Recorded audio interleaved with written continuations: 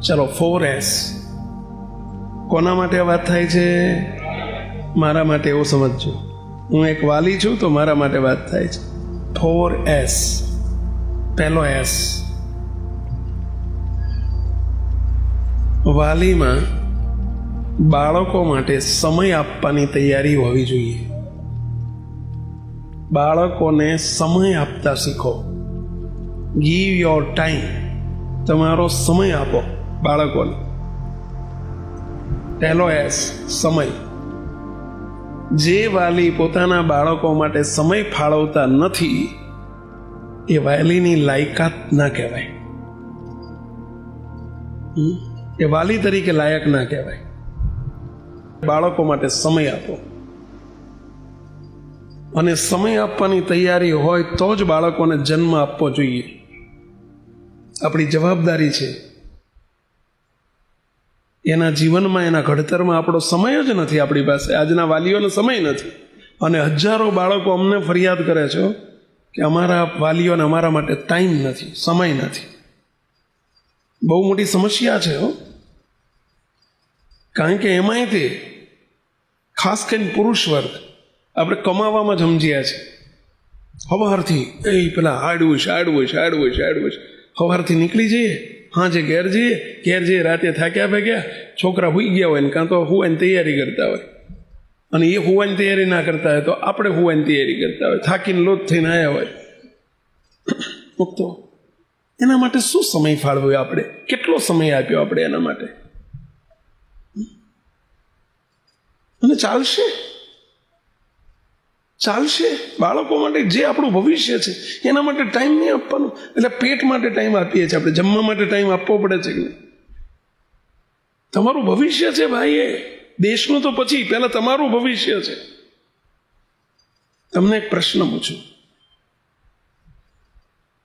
તમે નવી ગાડી લાવો, કે બધાના ઘરમાં નોકર નથી હોતા, તો ગાડીને નવી ગાડી 25 લાખની 30 લાખની ગાડી લાવો અને ફર્સ્ટ ક્લાસ નવી લાવે તો અઠવાડિયે 15 દાડા, મહિને 2 મહિને સાફ તો કરતા હશે ને? મહિને 2 મહિને સાફ કરો કે નહીં? રોજ. એટલે હું તો મહિને 2 મહિને સમજતો હતો. રોજ 10-15 મિનિટ, અડધો કલાક કાઢો કે નહીં? અને એમાં ચોમાસામાં તો રોજ કરવી જ પડે. એના માટે, એટલે ગાડી માટે 15 મિનિટ સમય કાઢો છો. નવું બાઇક લાવ્યો હોય ને તો એને 15 મિનિટ સાફ કરવા કાઢો છો.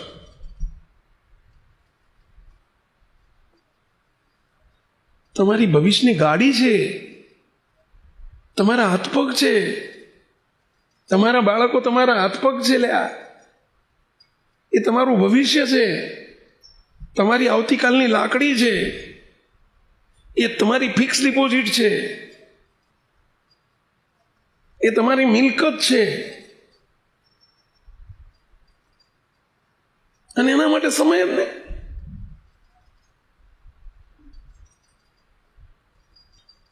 રોજ ઓછામાં ઓછો 1 કલાક વાલીએ પોતાના બાળક માટે કાઢવો જોઈએ. ઓછામાં ઓછો કહું છું. પિતાએ ને મમ્મી અને પપ્પાએ બંને 1 કલાક કાઢવો જોઈએ. જો બાળકોનું ભવિષ્ય તમારું ઉજળું બનાવવું હોય તો. એકલા પૈસા આપી દેશો નહીં ચાલે. બાળકો પૈસાના ભૂખ્યા નથી, સગવડના ભૂખ્યા નથી. બાળકોને સમય આપો, ટાઈમ આપો. એમને તમારા સમયની જરૂર છે. અને અત્યારે નાની ઉંમરમાં સમય નહીં આપો અને મોટા થઈને તો સમજી લેજો, જ્યારે તમે ગયડા થશો ને ત્યારે એ બાળકો મોટા થઈ ગયા છે, એ તમને સમય નહીં આપે. એ વખતે તમારા સમયની જરૂર હશે કે મારો દીકરો મારી જોડે પૂછવાય નથી આવતો, મારો દીકરો મારી જોડે 5 મિનિટ બેહવાય નથી આવતો. પણ દાદાજી, તમે નાનો હતો ત્યારે એના માટે સમય આપ્યો છે, તે અત્યારે આશા રાખો છો? એ વખતે તમને ખબર પડશે કે સમયની કેટલી જરૂર છે. જ્યારે કોઈ બોલનાર હોય ને બાપા, ગયડા બાપા ખટલા હુઈ રહ્યા હોય, અને એ વખતે તમને કોઈ આવીને 10 મિનિટ છોકરો બેહે ને, બોલો કેવું ગમે, કેટલું આમ ટાઢું થાય કે મારો દીકરો મારી જોડે આવીને 5-10 મિનિટ બેઠો. એ બાળકને પણ અત્યારે તમે એની પાસે અડધો કલાક બેસશો ને, બેટા તું શું ભણે છે, ચાલ જો તારા કંઈ પ્રશ્ન છે, શું ભણીને આવ્યો, તારા મિત્રો કોણ છે, તને તારા સાહેબ કોણ છે, શું ગમે તે વાતચીત કરો. અરે એમને ફરવા લઈ જાઓ. ચલો, સાથે રહો, અઠવાડિયે 2-3 કલાક તો કાઢો બાળકો માટે. ઘણા કાઢતા હશે, એનો ધન્યવાદ આપું છું. એ છેલ્લે પૂછીશ, ઓલ ઓવર રિઝલ્ટ પૂછીશું આપણે 4-4નું. ન કાઢતા હોય તો વિનંતી કરું છું, વાલી તરીકે આપણે લાયક નથી. માફ કરજો, હું કોઈની ઉપર, એક વ્યક્તિ ઉપર નથી કહેતો, સમગ્ર વાલી સમાજ માટે કહું છું. આપણી વાલી તરીકેની લાયકાતમાં ફેર છે.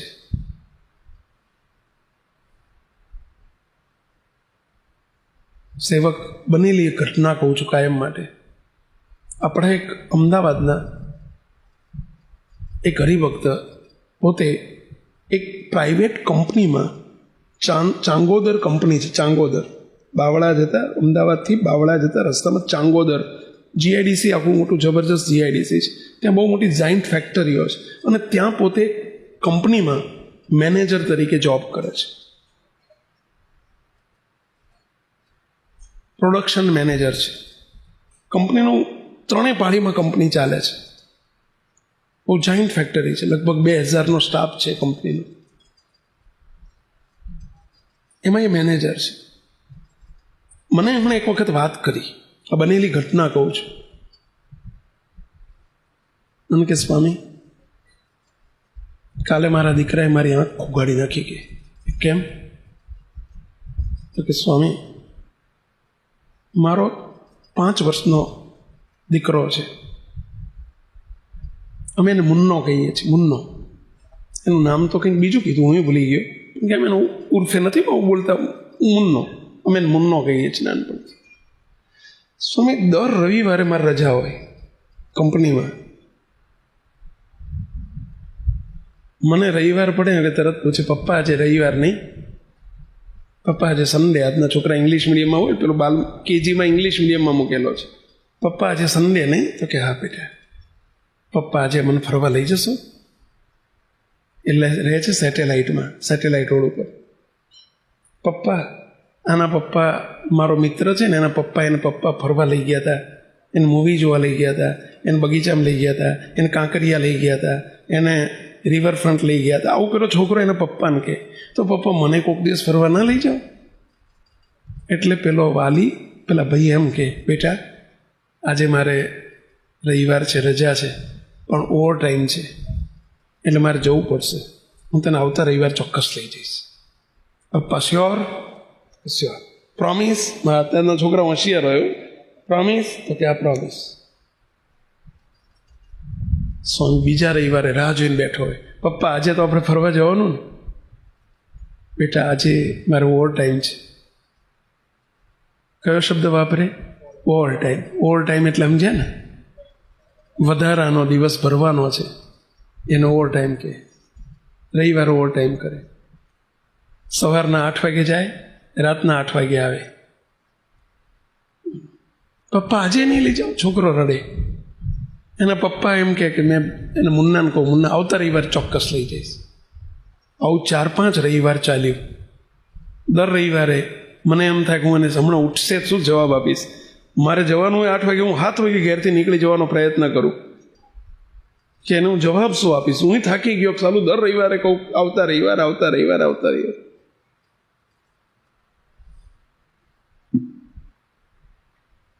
સ્વામી 5 રવિવાર જતા રહ્યા. આવા 6ઠ્ઠા રવિવારે હું છાનો માનો સવારમાં વહેલો નીકળી જવું એવા ઈશકથી 7 વાગે હું નીકળી જવાનો હતો અને જાગી ગયો. પપ્પા આજે તો રોકાયા છો ને તમે? તો કે ના બેટા, આજે મારો ઓવર ટાઈમ છે. ફેક્ટરીમાં કામ ખૂબ ચાલતું હતું, એટલે મારો ઓવર ટાઈમ કર્યા સિવાય છૂટકો નહોતો. હું અમારા બોસને, શેઠને ના પાડી શકતો નહોતો. શેઠ ક્યાંક તમારે આવવું પડશે, એટલે હું 2 કામ હતું. શેઠને પ્રત્યે લાગણી પણ હતી અને પૈસાનો લોભ પણ હતો. કારણ કે ઓવર ટાઈમમાં એ મને વાત કરે કે સ્વામી મારો પગાર 60,000 હતો, એટલે રોજનો 2,000 થાય. મને ઓવર ટાઈમના એક દિવસના 5,000 આપતા શેઠ. એક દિવસના 5,000 આપતા વધારાના. એટલે હું વિચાર કરું કે 5 ચોક 20, મારો સીધો પગાર 60ના બદલે 80 થઈ જાય. 4 રવિવાર ભરું તો મને સીધો 80 થઈ જાય. અને હું છોકરાઓ માટે પૈસા વાપરી શકું. છોકરા માટે પૈસા વાપરવા છે, છોકરાને પૈસા આપવાની તૈયારી છે, સમય આપવાની તૈયારી નથી. છોકરો જાગી ગયો, રડવા માંડ્યો, પપ્પા તમે દર વખતે કહો છો કે હું તને આવતા રવિવાર આ રવિવારે તમે જતા રહેશો. એના પપ્પા તૈયાર થઈને નીકળવા જ જતા હતા. પપ્પા, છોકરો ઉઠીને તરત એમ કહે છે, પપ્પા 2 મિનિટ બેસો, હું અંદર આવું છું. અંદર એના જે સ્ટડી રૂમ હતો છોકરાનો, ત્યાં જઈને પેલો આવડો ગલ્લો લઈ આવ્યો. ગલ્લો એટલે સમજે ને, પેલું નહીં, પેલી માટીની શું કહે છે એને, પીગી બેંક. છોકરાઓને સમજી જાય, છોકરા પીગી બેંક કહે, સમજી ગયા અંદર. પેલો માટીનો ગલ્લા જેવું પપ્પા અને રીતસર એને પપ્પાની આગળ લાવી અને ફોડ્યો, પછાડ્યો. અંદર એની બચત કરેલી કેટલીક નોટો હતી ને કેટલાક છોટા કોઈન્સ હતા, પૈસા હતા. એને એકદમ બધી નોટો ભેગી કરવા માંડી. પપ્પા, તમને ઓવર ટાઈમના સેટ પૈસા કેટલા આપે છે? તો કે 5,000 રૂપિયા. લો પપ્પા, બધા તમને આપી દો, બસ આ 5,000 રૂપિયા. અંદર રૂપિયાની, 5 રૂપિયાની, 10 રૂપિયાની નોટો હતી, બધી જેટલી ભેગી કરીને બધી, લો પપ્પા, બસ આ મારા 5,000 રૂપિયા. તમારે 5,000 જ જોઈએ છે ને? સેઠ આપે, હું આપી દઉં, બસ. પપ્પા, મને કોક દોડતો સમય આપો. તમારે 5,000ની પડી છે ને, તમને મારી તો પડી નથી ને, બસ 5,000.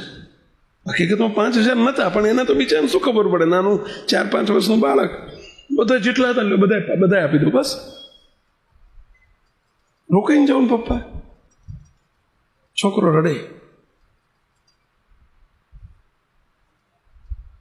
આપ સૌને હું પ્રશ્ન પૂછું, એ બાળકને તમે 500 રૂપિયા કદાચ આપી દો, એનાથી રાજી થશે કે તમારે આખો દિવસ તમે રહો એની સાથે એનાથી જ રાજી થાય? અરે 1,000 રૂપિયા આપો તો એને 1,000નું મૂલ્ય નથી, એને તમારા સમયની જરૂર છે, એમને તમારી જરૂર છે.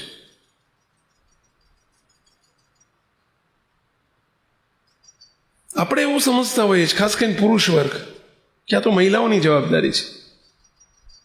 અરે તમે પપ્પા છો. અને આ ભાઈ બોલો મારી આગળ રડી પડ્યા. બીજે દિવસે મંદિરે આવ્યા ને, મને કે સ્વામી, કાલે મારા છોકરાએ મારી આંખ ખોલી નાખી.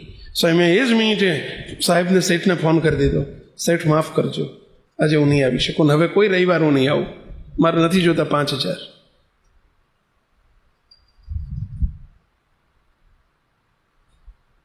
તો એ છોકરો કેટલો ખુશ થાય, એ બાળક કેટલો ખુશ થાય. તમે બાળકથી કેટલા નજીક જઈ શકો. આજે બાળકો વચ્ચે ને વાલીઓ વચ્ચે મોટું અંતર હોય છે, બહુ મોટો ગેપ હોય છે. અને ગેપનું કારણ કયું છે? પહેલું કારણ આ, ફર્સ્ટ રીઝન ઇઝ ધીસ. અને જે બાળકોએ પોતાના, જે પિતા હોય, જે માતા હોય, જે વાલીઓએ પોતાના બાળકો માટે સમય નહીં ફાળવ્યો હોય, મુક્તો લખી રાખજો. હું તમને વિના પ્રશ્ન પૂછ્યા વગર જજમેન્ટ આપું છું કે બાળકો, દીકરો હોય કે દીકરી હોય, એને મા બાપ વચ્ચે બહુ મોટું અંતર હશે, બહુ મોટો ગેપ હશે વચ્ચે. એ મા બાપના નહીં થઈને રહે. એક તમારા હાથમાંથી જરૂર છટકશે. અને સમયે જરૂર છે. એ 20 વર્ષનો થાય, 18 વર્ષનો થાય પછી તમારા સમયની જરૂર નથી એને. અમુક સમય પછી એ સમય નહીં માગે. પરંતુ બાળક એટલીસ્ટ 15 વર્ષનું થાય ત્યાં સુધી એને સમયની બહુ જરૂર હોય છે. મા બાપના સમયની બહુ જરૂર હોય છે. ત્યાં સુધી સમય આપો. એ તક, એ સમય ન જવા દેશો, એ ન વેડફશો. મુક્ત હું જોઉં છું કેટલાય વાલીઓ એવા છે, બાળકોને અહીંયા વિદેશમાં જવાની લાયે, બોલો, મા બાપને વિદેશની બહુ પડી, વિદેશમાં જઈએ $, મળે. બોલો, અહીં બાળકોને, નાના બાળકો હોય એને માસીના હવાલે, દાદાના હવાલે, કાકાના હવાલે, સંબંધીના હવાલે મૂકીને, હવાલે એટલે સમજો ને, એના વહુ મૂકી અને બોલો મા બાપ બે જતા રહ્યા વિદેશ. શાના માટે, કોના માટે જાય છે? તો કે બાળકો માટે. એટલે એને અત્યારે તમારા સમયની જરૂર છે, એને તમારા પ્રેમની જરૂર છે અત્યારે. એ ખરો સમય છે અત્યારે એને સમય આપવાનો, એનું ઘડતર અત્યારે કરવાનું છે. અત્યારે પૈસાની જરૂર નથી.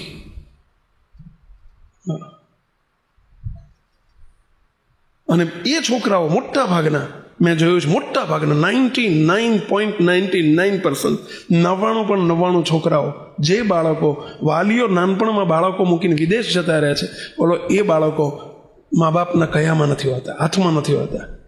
એ વંઠી જાય છે, બગડી જાય છે. કોણ એનું બાળક રાખે? કોણ ધ્યાન રાખે? મા બાપને નથી પડી તો કાકાને ક્યાંથી પડી હોય?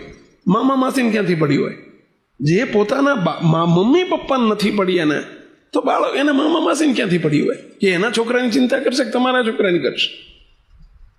સ્વાભાવિક છે. મુક તો ઘણા મા બાપ દેશમાં ને વિદેશમાં, બોલો નોકરી, બે માણા નોકરી કરતા હોય. વિદેશમાં તો બાળકોને ક્યાં મૂકી આવે ખબર છે? બેબી શૂટરમાં, બેબી શૂટર કહે દે. પેલા છોકરાઓને સાચવવા માટેની ત્યાં રીતસર શાળાઓ હોય છે, જગ્યાઓ હોય છે, બોલો, અને ત્યાં મૂકી આવે સવારથી. બે નોકરી કરવા જાય. તમે કોના માટે નોકરી કરો છો ભાઈ? કોના માટે કમાવો છો તમે? તો કે આના માટે. એટલે જેના માટે કમાવો છો એને જ તમે સાચવવાની પડી નથી. હવે પારકીમાં જેના ત્યાં તમે મૂકવા જાઓ છો, એ દોડી બઈ હોય, કાળી હોય, તમે જુઓ તો સંસ્કારહીન હોય, ગમે તેવી હોય. હવે એ શું તમારા બાળકોને સંસ્કાર આપશે? હવે જરૂર તો એ વખતે છે. ઇન્ડિયામાં પણ એવા વાલીઓને વિનંતી કરું છું, એક જણ નોકરી કરજો, બાળકોની ચિંતા રાખજો. બે નોકરી કરશો અને પૈસા કમાઈને ગમે એટલા લાવશો, બાળકોનું શું એની નહીં ચિંતા કરો. એ બાળકો તમારા નહીં રહે. ભલે રોજ દાળ ભાત શાક રોટલી તમારા છોકરાને જમાડો ને, એના કરતાં શાક રોટલી જમાડજો, પણ સંસ્કાર આપજો, ઘડતર કરજો.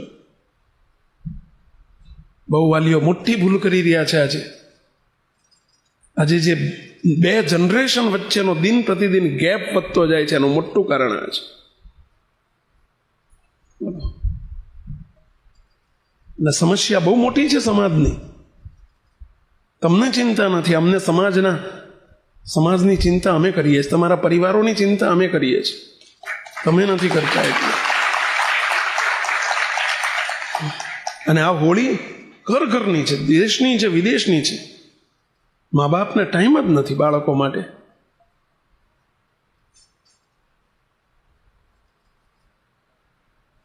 ચલો, હું અત્યારે પૂછતો નથી.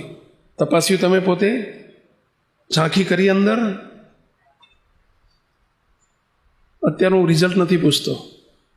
પાસ થયા કે નાપાસ થયા? આમાં નાપાસ થયા હોય તો પાસ થવાનો પ્રયત્ન કરજો. હજુ કંઈ બગડ્યું નથી.